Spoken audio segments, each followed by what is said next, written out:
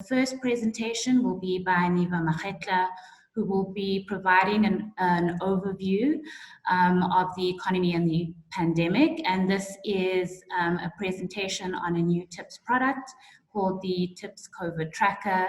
As you are well aware, Neva is a senior economist at TIPS and has published widely and has for many years worked in government. The second presentation will be by Owen Willcox, and he will be offering his take on macroeconomic responses to COVID-19. Owen is principal consultant at Oxford Policy Management and previously worked at National Treasury. And then the third presentation will be by Gaylor, I'm going to butcher your surname, Gaylor, apologies, Montmasson-Clair, and he will be presenting a case for a green and just economic stimulus package. Floor is yours, Neve. Okay, thanks. Yeah, so this is, as Baba said, what the tracker tries to do, we try to cover two things: the main developments in the pandemic itself and in the economy that is linked to the pandemic, as well as policies to address the pandemic. It's published weekly on Monday afternoon, and we'll keep doing it as long as it's relevant. So we all hope it will die very soon, but we're not optimistic. At least I'm not. And the aim is to do two things. Firstly, we try and say, how can we track the trends in the pandemic so that as economists, we have a sense of what's going on and what the prognosis is. That is, what's likely to happen, where are the hot spots, things like that. And I have to say the prognosis changes frequently because honestly, the data jump. But also to pull together the available data and the available information about the implications for the South African economy and the evolution of economic policy. So if we were to look at the key findings this week in terms of the pandemic, and I'm just going to go through pretty much what we said this week because I think it gives you a sense of what we're doing. So the daily rate of growth in cases doubled in KwaZulu-Natal and Gauteng last week, which, you know, honestly was 2 to 3 weeks after we shifted to level 4, which is a scary thought. And you can see the green and the blue things that jump up. What those are is the lagged, the new cases lagged on old cases, which approximates to a sort of statistical R naught, that is the number of how infectious the disease is. And so if it's at 1, it means that the number of new cases is stable. If it's below 1, then the number of cases is declining. So what you can see is that in KwaZulu-Natal and Gauteng, you saw this really big spike about 3 weeks after level 4 got going. But what's very hopeful, which is not in the latest one because it just happened, is that they did manage to contain those spikes, partially because they seem to have been largely on the mines. There was also a bit of a spike in the Eastern Cape, but their figures jump around a lot, which could be to do with the testing, but is also quite possibly that they're importing them from the Western Cape. And what you can see is that they did manage to get those figures well down below 1 in the last 3 days. So we may get lucky and contain the spike that people keep talking about. In the Western Cape, as I'm sure you've all heard, is where you find 2/3 of all cases at the moment. And they've managed to bring the rate of infection down quite significantly, although it climbed in the last couple of days as well. But again, what we're going to check is what happens in level 3, because with new behavioral changes, people doing more economic activity, and of course, more church services, these figures will quite possibly spike again. I think the critical issue is if they're able to control it as well as they did with level 4, then we may be lucky. So, and like I said, I think one of the big issues is that in effect, we've seen 2 very different epidemics in the same country, where although the Western Cape has seen a slowing rate of growth, it is absolutely disproportionate on the number of cases and on the number of deaths. And I'm putting in deaths because initially they kept saying, no, it's because we test differently. But honestly, the death figures, which have been checked by the Medical Research Council against ordinary deaths to make sure that other provinces aren't undercounting, truly there is a higher rate of death in the Western Cape. So the incidence, like the number of cases, including inactive cases, that is people who've recovered as well as deaths in the Western Cape, there are 342 cases per 100,000 as of yesterday. In the rest of the country, there's 24 cases per 100,000. And the highest after the Western Cape is the Eastern Cape, where it's about 60. So there's just very different picture of what's going on. And it's not uncommon. So do you mind going? Yeah, anyways, it's not, just to say, it's not uncommon for some cities to have a much higher rate than the rest of the country. You can see that in Wuhan in China, in Daegu in South Korea, and in New York City. And I think that in those countries, they did not necessarily see a spike in the rest of the country. If they could control it there, it didn't necessarily mean it got out of control everywhere else. So, sorry. So what level 3 does in terms of the pandemic is it opens most of the economy plus churches and presumably schools at some point. And I think, as we've been saying, really what it's saying is we're going to shift from bright line rules where government tells you what to do to a situation where individuals and groups, particularly in the economy, have to manage the risk. And to do that, they need information about what the risks are and how they can minimize them. But they also need the resources to be able to minimize them. And then in that context, where you get an outbreak, government has to act really quickly and really rigorously to manage it. And that's why it's so good to see that the spike that followed level 4 appears to have been managed well in Gauteng and KwaZulu-Natal. I think the concerns in that context that we see when we do the tracking is that on the one hand, the information for individuals remains quite weak. So if you're riding in a taxi, you are not likely to have had information that says this is what you can do to protect yourself, like open the windows if people are not practicing physical distancing, for instance. But also that many people don't have the resources as individuals or as groups to protect themselves even when they know they should. So for instance, again, in the taxis, the taxis probably lose money if they operate at 70%. And I think just to ignore that fact doesn't help us. Just to order them to do it when they actually can't afford to comply is a problem. And the second concern is that government has been subject to a lot of lobbying, as well as these recent court cases. And the risk is that they open up even very risky activities because of that, because it's easier just to give way. And I think, when you look at the churches, that's what you see. That, the churches tend to be spaces where we've had big outbreaks because people are singing and talking to each other in a closed space for hours on end.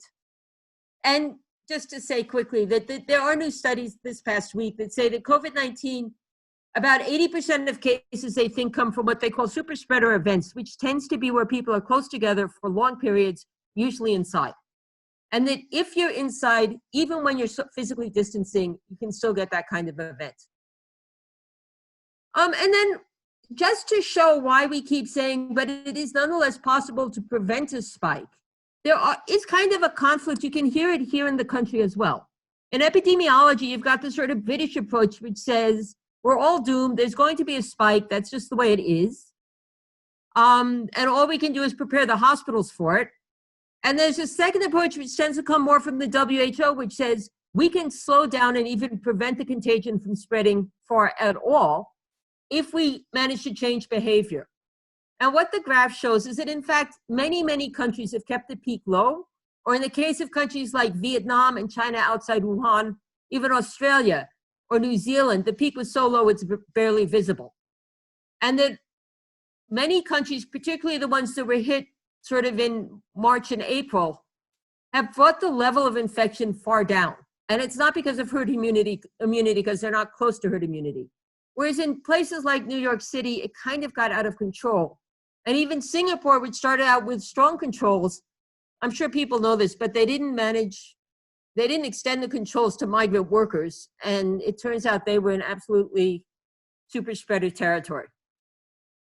And so in developing countries as a group, particularly Latin America, the thing is still climbing very rapidly. And of course, the concern is they don't have the medical resources to deal with it, and they often don't have the social and government institutions that can deal with it even as well as we've done in South Africa. Cool. Okay, so if we look at the economic developments, really what we saw was this. With level 4, there was a significant improvement in economic activity initially. Since then, it's flattened out. Obviously, we assume that with level 3, we'll see more of a recovery as well. As you all know, there is very little data on week-to-week economic activity, and the data we have is now 2 weeks old. What we looked at was electricity sent out, which initially dropped by like close to 30%. It's now down to about 8% below where it was before the lockdown, which suggests a significant recovery since then. And you'll notice the recovery actually started before level 4. I think partially just because the mines and refineries were able to expand more than expected. But the level of increase in the past week, in the 2 weeks ago, was just 1.5%, which shows how the impact of the new reopenings for level 4 were relatively limited. And if you look in the tracker, we also look, Google puts out mobility data based on people's cell phones. And what you can see there is how travel to work in particular increased significantly with level 4, but again tended to level out. But what's interesting is the lowest return to work was in the Western Cape. And there's evidence internationally that where there's a high incidence, it actually stops being about the regulations. It starts being about people are managing their own risk. And when they know that the incidence is high, they'd rather stay home if they possibly can. But of course, the other thing that confuses that is the PRASA is still not open, and the Western Cape is far more dependent on PRASA than any other town. If you look at infections in the workplace, we have a section that always says what's happening with the pandemic at work. And what you saw was last week was this very big surge in work-related hotspots, but they were largely on the mines. And what you can see in the graph, that's infections on the mines. And they're mostly in gold and platinum because we think they're underground. There's also an international pattern of that. The cages in particular, everybody points to that they can be super spreader environments. It doesn't matter if you're 2 meters away from each other, if you're locked in a small space with limited ventilation for half an hour to an hour while you get to the workplace. Even if you're wearing masks, the chances of somebody catching it are quite high. So I don't think it's a coincidence that the biggest hotspot is in the deepest gold mine in the world, which means you're traveling, up to an hour to get to the stope. But we've also seen hotspots in healthcare and the police, especially in the Western Cape, as well as some retail chains and factories. And I think the concerns that we've been seeing increasingly in the last week or so was, firstly, that in most industries, mining actually is a bit of an exception in that sense. They seem to treat these hotspots as case by case, rather than saying, as an industry, can we identify common risks and ways to prevent them, as opposed to each enterprise dealing with it on their own together with the Department of Employment and Labor inspectors. But the second thing is there's continual, and we've seen it most recently in education and some hospitals as well as on the mines, that the unions feel that there's a disagreement between employers and employees about how to manage the risk. I think a particular one that affects all of us is when should people go into quarantine? If you wait for the test results, you may wait a week or 2 weeks, and by then everybody else is infected. But, the JMPD, for instance, was telling people to come back on shift when they had symptoms. They'd gone for a test, but they didn't have the results. And that's a good way to get a super spreader event. Another problem is, how do you prove that you were infected at work and not at home? And should it matter? It matters in terms of who ends up paying for quarantine, for one thing, as well as tests. But also there's disagreements about do people have enough PPE? What's the quality? Is the employer complying with spacing regulations? All of those things. Cool. If we look at the economic developments, look, I'm not going to run through them because they get kind of detailed, but we try to go through major company and industry announcements. So this week we went over the industries that mostly remain closed and what's happening with them. That is in level 3. Recreation and tourism and personal services, catering and accommodation are all not opening in level 3, or only opening to a very limited extent where it's clear they won't be viable. And so the question is, what's happening with them? Answer them and paid out, but that's a different story. We looked at auto and transport generally. We looked at food, beverages, and packaging, and of course we looked at mining. And then finally, we have a section on government policy. In this case, we were mostly looking at the new funding mechanisms. And what comes out is this, that they're very different in terms of how effective they are. So there's a whole range of little funds and some big ones. And their effectiveness really depends on whether they're using existing systems or try to set up new systems. Because those of you who are in government know Anytime you try to set up a new system, you have to balance the desire to get the money out urgently, and there is very urgent need out there, but they're also under pressure not to give the money away to people who shouldn't have it. So you tend to end up with the programs that built on existing systems have been able to disperse billions of funds. So the US COVID-19 TERS, actually that should say 15 billion, sorry, the comma's in the wrong place. The UIF has dispersed around 15 billion rand for 3 million workers, which is around a third of the formal workforce. And I think that's they took them a long time, and I'm sure many business people out there are still frustrated. But honestly, that's quite an achievement in a month. On the skills levy starting this month, it's going to have a holiday for 3 months from May. That's effectively giving businesses another 4 billion. And the increase in social grants has reached about 17 million people. Now, the increase is very small, but at least it's something. So in contrast, when you look at the schemes where they need new systems, small-scale agriculture, they approved 1.3 billion rand. They've actually allocated about 500 million to 15,000 farmers out of 50,000 that applied. The tourism relief scheme hasn't allocated any money yet. Arts and culture has paid just over 1,000 people out of 6,000 applications. They don't say how much they've actually paid. That's also a total of 200 million if you include the provincial sums. But they themselves said they had a very high refusal rate, and they're trying to fix that. The COVID-19 special grant goes to unemployed people who don't get other grants. So really, it's the first social grant for people who are actually theoretically able to work. So it's a big paradigm shift. It's only around for 6 months. It only pays 350 rand a month. They've actually managed to pay just under 40,000 people, although they had 13 million applicants, and they have approved 700,000 out of that so far. And the DSD has distributed 500,000 food parcels, and they've distributed another 800,000 in collaboration with NGOs. They figure that means they've reached sort of 40 or 50 million, 4 or 5 million people, because they figure 4 dependents per household. But I would argue that, that's not probably getting close to meeting the need, given how many people lost their incomes. Thank you. Thank you, Neva. Good morning, everybody. My name is Owen Willcox. I'm a principal consultant at Oxford Policy Management. And I was previously at the Treasury. It's good to see some of my former colleagues on this call as well. I'm not going to keep you in much suspense, so let's just go through to the overview. Can you go through the next slide, please? So basically what my main points in the presentation and in the policy brief as well, obviously I've simplified the policy brief a bit for the presentation, but this is the worst crisis our economy's ever faced. Government has provided some sort of support. It's a very useful start. However, it needs to be scaled up. And if we look at what is needed in terms of funding, that is beyond the reach of our conventional means of funding funding government expenditure through borrowing, through debt. Basically, what we're going to need to do is we're going to have to use quantitative easing. In terms of the package itself, it is a good package, but obviously more could be done. Monetary policy in these circumstances is useful. The rate cuts that we've had should have a good impact on the economy, and I think the SARB's moved in a lot of other areas that were quite very useful. For instance, lending standards, that sort of thing. But really, this is a crisis that fiscal policy really needs to step forward. Mostly because it's fiscal policy that can put grants, that can provide grants. So that's going to be able to replace wages or provide grants to workers and to companies. Thanks.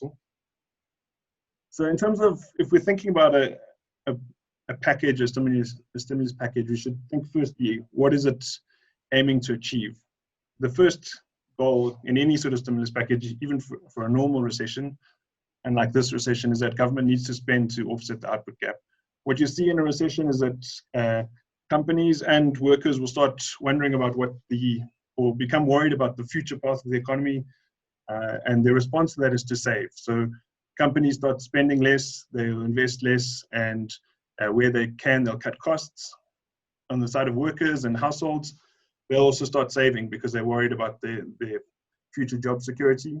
And then basically the economy, because everybody's saving, or because companies and households are saving, it means that only government is able to increase spending. And that's why government has to offset the output gap. There isn't really another option. There isn't a plan B. It has to be government. Next slide. And the second aim is we need to offset the long-term impact of this crisis. This crisis is so large that it's going to have a massive impact on balance sheets of companies and of households.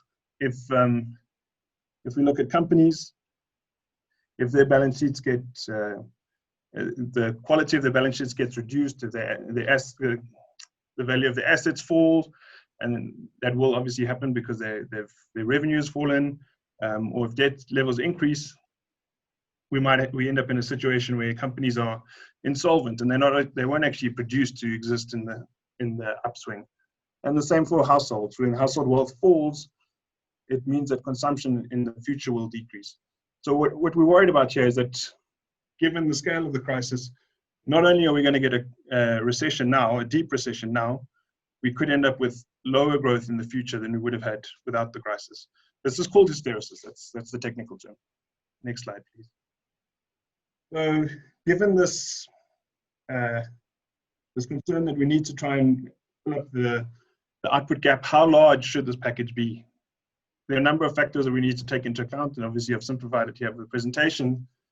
But the main thing is going to be how deep the recession is. What is the decline in GDP? In South Africa, we saw that the initial forecasts were about 5 to 6% decline. The private sector forecasts now are for 10% decline or more than that. So there's definitely been a move towards that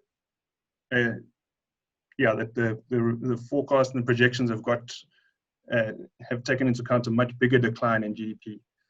Brian Cantor of Investec did some modeling where he showed that if we take a normal decline in GDP and take that into the second quarter of next year, we're going to get an output gap of about R1 trillion.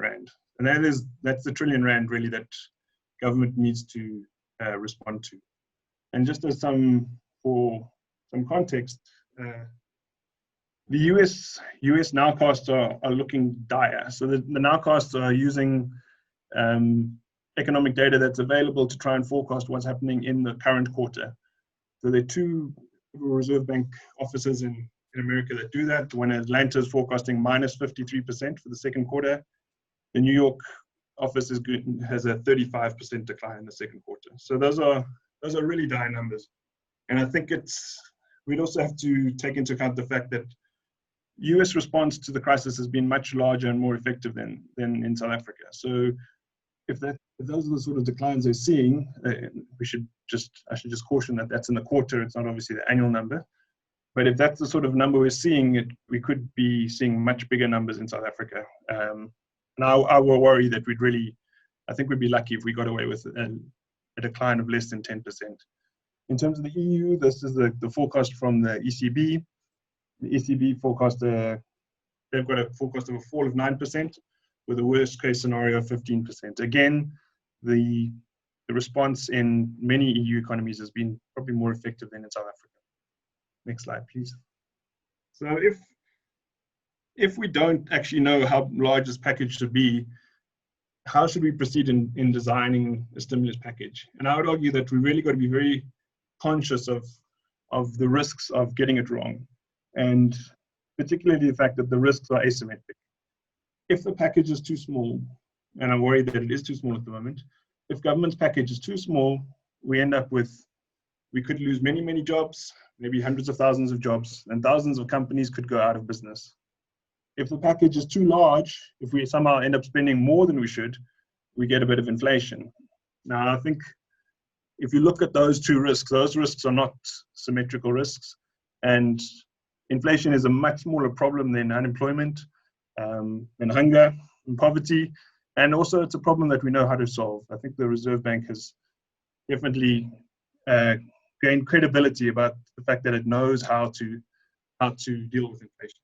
And I suppose I'm going a bit into Neva's presentation here, but there is rising hunger in the country. So the HSRC survey, this was from the beginning of April, it said 34% of respondents said that they'd missed meals at the moment. So that is worrying. That is a very worrying number.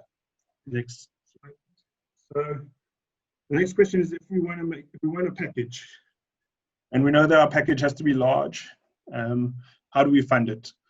So obviously a lot of the talk has been about borrowing from the IMF. This is actually, sorry, I must point out that I've made a mistake I was incorrect in the policy brief itself, that South Africa can borrow from the IMF, and the IMF does have rand to lend to South Africa.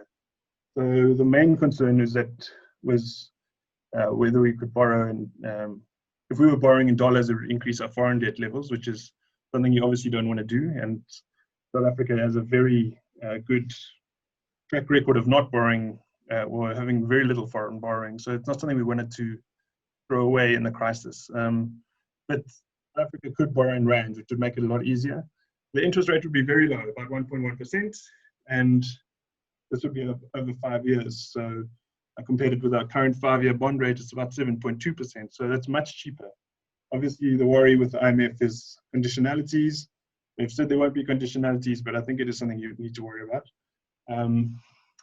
I personally don't think you need to borrow from the IMF at 1.1% if we can borrow from the Reserve Bank for 0%. But let's get there. And then the second option is borrowing domestically, and the problem there is, and that's obviously the main funding mechanism,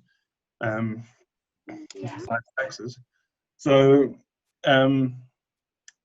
in terms of borrowing domestically, we're really going to have to finance another 180 billion this year to offset the tax shortfall. Our fiscal space is limited. We already, and borrowing costs are high. So 8.7% is how much it costs for a 10-year bond. That's that's expensive borrowing. And if you carry on borrowing at those levels, you're going to end up paying more and more for interest. And you're going to get less bang for your buck in terms of actual government expenditure. In terms of what we'd need to do if we wanted to have a large fiscal stimulus that's going to offset that large output gap, we'd need to look at something that's almost going to double our borrowing from this year. And I don't think that's really sustainable. We don't have space to do that. And if we do it, it's going to end up with much higher rates. And that's going to make it basically counterproductive. So I think that leaves really one option, and that is quantitative easing. For those who don't know, so quantitative easing is when the Reserve Bank or the central bank buys assets. It could be any assets, but really what we're worried about in this case is the central bank buying government bonds. So the mechanism would be the Treasury would sell bonds in the normal bond auction. They would usually be bought by banks and financial institutions. Those banks would turn around and sell the bonds to the Reserve Bank. The Reserve Bank would hold the bonds. It would buy those bonds with money that it created for the purpose. It's not money that was there before. And so it's free for the Reserve Bank. It's not 100% free for the Treasury, because as the Treasury will have to pay interest on those bonds. When they pay the interest to the bonds, what happens in other countries, and could happen in South Africa, would be that the Reserve Bank would receive the interest of the bond and then pay it at the end of the year, pay that money back to the Treasury. Currently, the legislation is that the Reserve Bank has to pay 90% of their profits back to the Treasury as a dividend. And if the Reserve Bank was holding these large amounts of bonds, it would be very profitable. So that wouldn't really be a problem.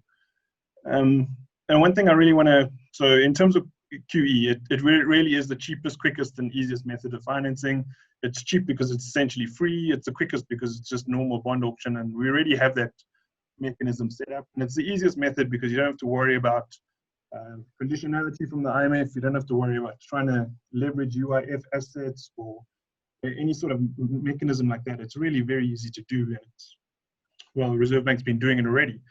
In terms of another issue that I think is quite key is that it actually would improve fiscal sustainability in the long run.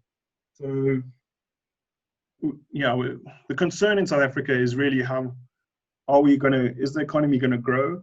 And and in terms of fiscal sustainability, what you need to worry about is, will the economy grow faster than the rate of interest that we're paying? long-term debt, our average interest rate. Because South Africa borrows a lot of money with long-term debt, we usually look at the 10-year rate. And really our concern would be, is the nominal growth rate of the economy higher than the nominal bond yield? Just so people know out there, usually countries don't pay off their debt. Even if they get into a situation where they have a lot of debt, they never actually pay it off. Their approach usually is to try and push down the interest rate that they pay and increase growth rates so that you end up basically, your debt to GDP ratio will fall over time. That was the approach that basically happened in the 50s and 60s, when virtually the whole world was paying off their World War II debt. Economies pushed down the interest rate using monetary methods. Okay, so there is obviously the major issue with QE is that is the worry about inflation and hyperinflation, in fact. So QE has been a huge part of all hyperinflation episodes. I would think that we wouldn't see any inflationary impact, but basically because the economy is facing massive disinflationary shocks at the moment. There's obviously the lockdown itself, which has had a huge impact on demand, and then also the large decline in the oil price. It's had a big impact on inflation. So it would be those trends should offset any sort of increase in inflation. Hyperinflation develops when you get this dynamic of too much money chasing too few goods. At the moment, because we're in a recession, we have the opposite dynamic, that we have too little money chasing too few goods. What QE would do would actually set up some of this, or to offset some of that, so we end up in a point where hopefully the economy is growing back at its potential growth level.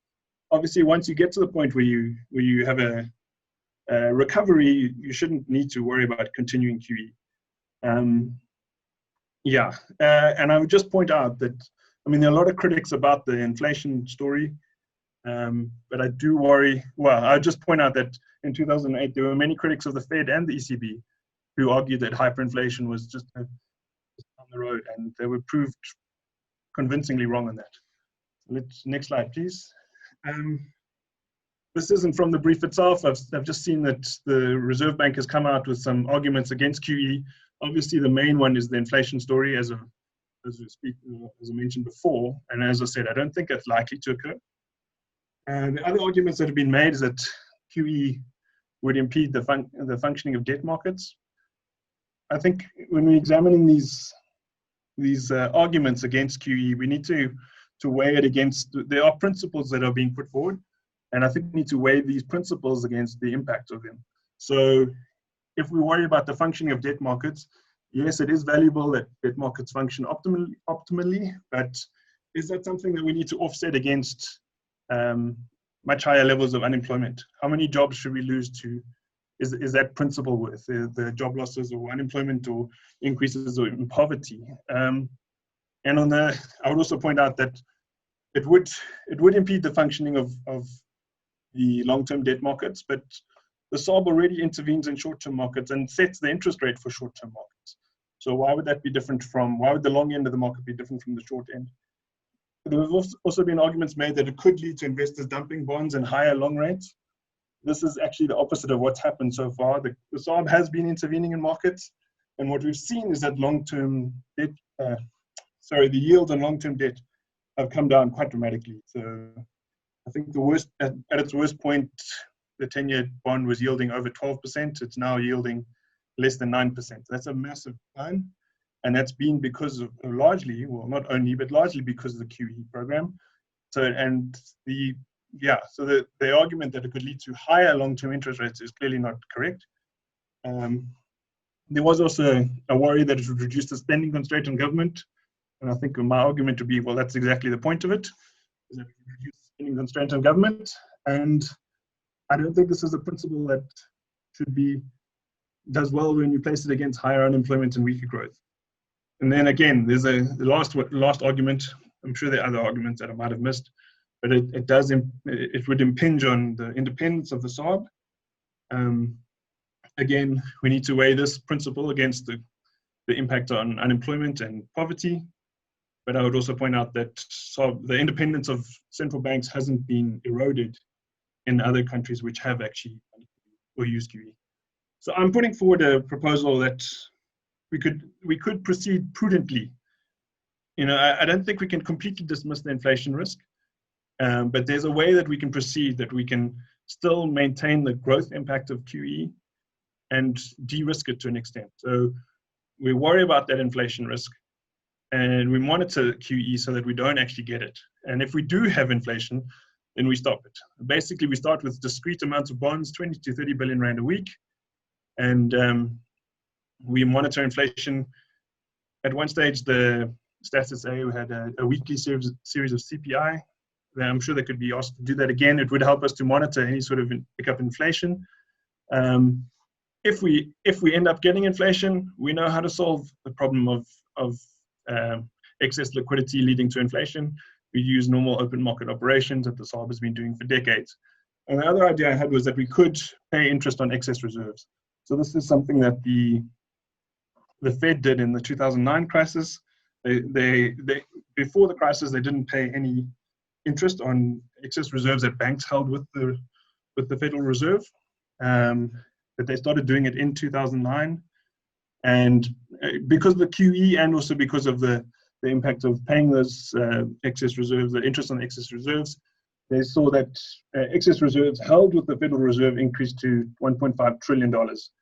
Basically, it stops those excess reserves from going into the economy and creating inflation. It's a way of almost sterilizing the QE. So that is all I have to say. I think we are, just to summarize, we need government to step in and do a lot more. And I think it's only possible if we have a large QE program. Thank you.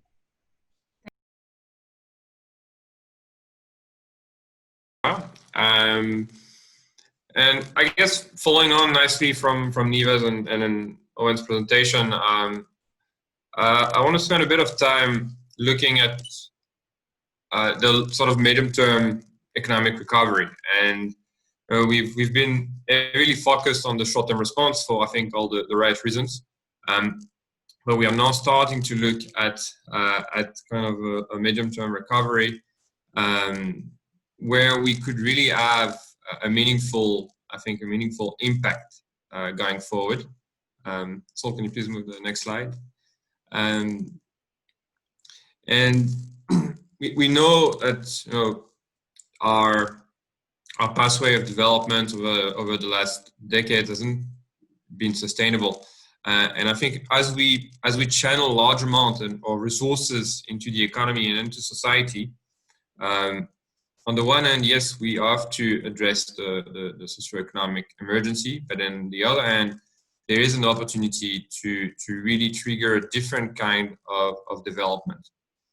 And I think if we don't do it, we're going to support again a business as usual trajectory, very much the old economy, and run the risk of actually going backwards rather than forward in that respect. I think it's hard to ignore the calls globally, but also in South Africa for a different kind of recovery. All right, they are everywhere. Any newspaper you open at this point in time has got some sort of call. All the big institutions and the small ones have been doing them. So I think the kind of recovery that we would like to see has been widely acknowledged. It's also fair to say that it's been largely ignored by most institutions in most countries, with maybe just a few instances here and there of key green and stimulus. But in the case of South Africa as well, I think it's been very reductive. The calls that we've seen in the country have either solely focused on rolling out renewable energy, which yes is part of what I would call a green and just recovery, but it's by all means not the only component of that. And also it's often looking at interventions that are more relevant for high-income countries, trying to mirror what the EU is looking at doing. So it's important to look at what we could do in South Africa and how we could do it. Next slide. It has many benefits to do that. I'm not going to go into detail, but it really brings massive co-benefits on the economic, the social, and the environmental fronts to do things differently. From increased resilience, reduction in all imports, focus on local economic and industrial capacity, improve energy and water security. It brings many benefits at the community level, including jobs, but also health and educational improvement, and of course, some environmental benefits that then circle back to the economy and society overall in terms of reduced pollution and the likes. So if we think about it, what are some of the key principles really that we need to have in terms of our economic recovery if we want it to be green and just going forward? Well, I came down with four, not to say that it's comprehensive, but at least it should be those four. In terms of, it should be local. I think we need to really look domestically and regionally, but also at the continent and the global south for local solutions made for our situation. So, I cannot harnessing African solutions for African problems, but we can also learn from other countries in the global south quite heavily. Secondly, I think it has to be inclusive and just. I mean, South Africa has the infamous title of one of the most unequal economies in the world. So any kind of recovery that doesn't try to address that problem, I think is heavily missing the point. It should be biased towards vulnerable groups, and I think that that's critical. And that has two components in my mind. It is an employment creation and sort of social safety net, but it's also about extending the opportunities to everyone. And there's many new technologies that are coming, many new solutions that are being put on the table, but they often are focused on big business or high-income households, and we need to roll those to everyone. Thirdly, it needs to be climate resilient. I think we know too well now the impact of climate change on the economy. We've seen it with the drought, and sadly, this is just the tip of the iceberg for South Africa and the rest of the continent. We really need to climate-proof the economy and society, and I think that is not a luxury at all. Lastly, it needs to be low carbon and resource efficient. South Africa is one of the most carbon-intensive economies in the world, and we need to do it not because it's good for the climate. I think it's good for the climate, but we need to do it because it brings socioeconomic benefits, and it also makes sure that we maintain our access to finance and our access to markets in the long run. There's more and more discussions around shift away from carbon-intensive products and jurisdiction in countries, as well discussion of border carbon adjustment by the EU, but also the US, where they would tax anything coming into their borders if they don't deem it carbon efficient enough. So I think really important in those principles going forward. So what kind of interventions can we think about? I put forward five. Again, it's not necessarily comprehensive, but it's put some ideas forward. The first one, I think, is to build a network infrastructure that is required for the transition. It goes in many sectors to enable the rollout of new technologies and new solutions that are green and inclusive. We need to have the networks to do that. So smart grid is one, to enable the rollout of renewable energy. The charging infrastructure for e-mobility is also important. Smart water and sanitation systems, rail, but also our ecological infrastructure, protecting our ecosystems and make sure that the services that they render to us, which are immense, actually estimated about 7 to 8% of GDP, doesn't get destroyed. And I would connect that to ICT and broadband, because any sort of smart system needs that infrastructure as well. Secondly, I think this is linked heavily to unlocking investment from the private sector and household. We all know public resources are limited, and we need to do a lot more. So it has to also unlock significant investment from the private sector. And there's a number of sectors, renewable energy being one of them, and the most obvious one, I think, but also in water and sanitation and waste management and a couple of other sectors where small policy or regulatory changes could really unlock massive investment in the economy, even in those difficult times. So I think we need to do that role to make sure that we really open up the economy. Thirdly, we need to use it as an opportunity to improve access to sustainable services. We have a massive socioeconomic response as part of the crisis. Let's make sure that it's not a short-term response and that it brings sustainable long-term solutions. You could have things around, for example, a kind of a green RDB program, or making sure that we bring e-mobility for all. That it's not just selling electric cars for high-income household, but we roll in e-buses, e-minibuses, and we bring those technologies and those innovations to everyone in society.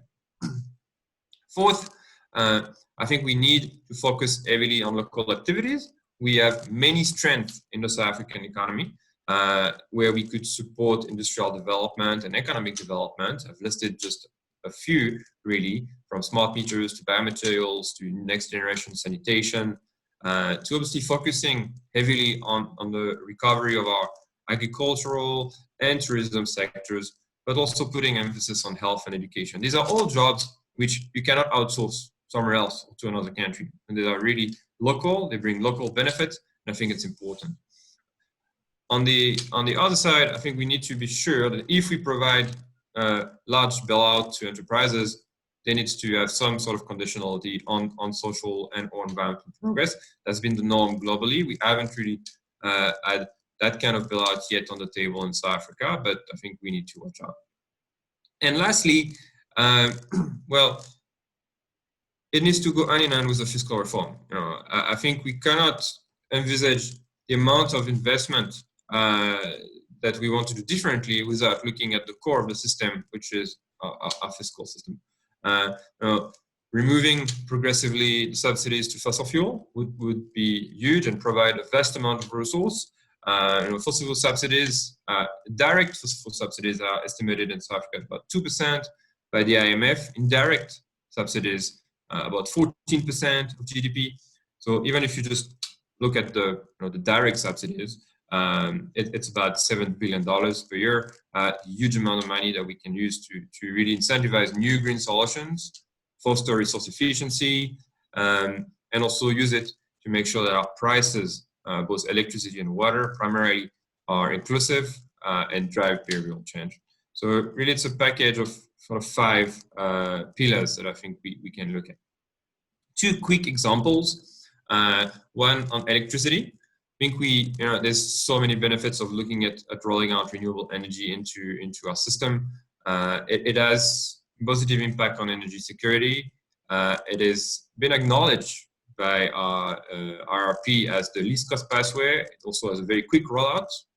Renewable plants get rolled out below 2 years.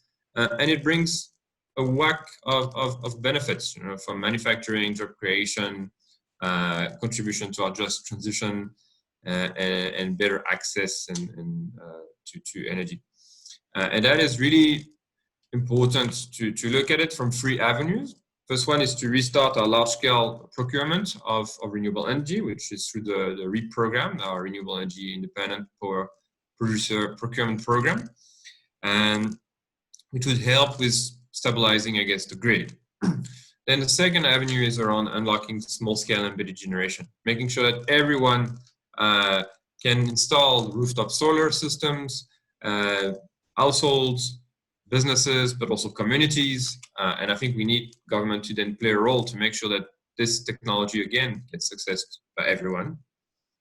And then enabling third-party transaction, making sure that municipalities, but also large businesses can procure their own energy. I think that's really important. One key technology in the midst of this transition is smart grids. Smart grids are really at the core of enabling a new energy system, a modern energy system, and they bring many benefits as well. They really enable us to have a responsive, data-centric, modular energy system, and they can all be built here. And we have significant experience in manufacturing meters as well as smart meters in the country, so they do bring as well benefits in terms of economic and industrial development. A second example is water and sanitation on the next slide, which again would bring many benefits on focusing on water and sanitation. We know levels of inequality in terms of access to water and sanitation in the country. We know the water security challenges that we face. I mean, we're projecting a 17% water gap by 2030. So it feels like it's really a no-brainer to look at water and sanitation going forward. On top of that, again, it provides very local jobs, local investments in the midst of the sanitary crisis that we're into. It has obvious health benefits and would really improve the financial viability of the system. So I think it's really important that that we look at this. There's 5 main avenues. The first one is to look at non-revenue water, which is the water that's lost in the system. About 40% of the water that leaves the catchment never reaches a customer. So that's really a low-hanging fruit that needs to be tackled. The second one is around water demand management, making sure that we improve the performance of our treatment plants and look at circular approaches as well in terms of reuse. The third one is around building ecological infrastructure, protecting our ecosystems, which underpin the water systems overall for the whole country. Investing in water treatment, which is again our water treatment plants, and looking at water demand management, try to reduce consumption and making sure it's more efficient. And lastly, rolling out smart water sanitation systems. So in the same way we have smart grids, we can have very smart water systems that are closed loop, not based on sewers, not based on large amounts of water. Of course, it needs to go with a bit of a pricing and governance reform to make sure that we have a more sustainable system, particularly in terms of the pricing, but also in terms of collaboration and cooperation. In conclusion, I would almost repeat what I said in my introduction. It is a unique opportunity to channel vast amounts of resources, and I think we need to do it right. We need to channel it to address transition to sustainable development, to trigger the new opportunities, but also make sure that the old economy is ready for the transition. And as we define our pathway, of course, there's no silver bullet. It will be a mix of solutions. There is no blueprint. We can learn from others, but it will be trial and error. But I think what is clear is there are lots of opportunities, and failing to do so would really put us backwards, and seizing this opportunity would move us forward dramatically. Thank you. Thank you, Gaylor, and thank you to Neva, Owen.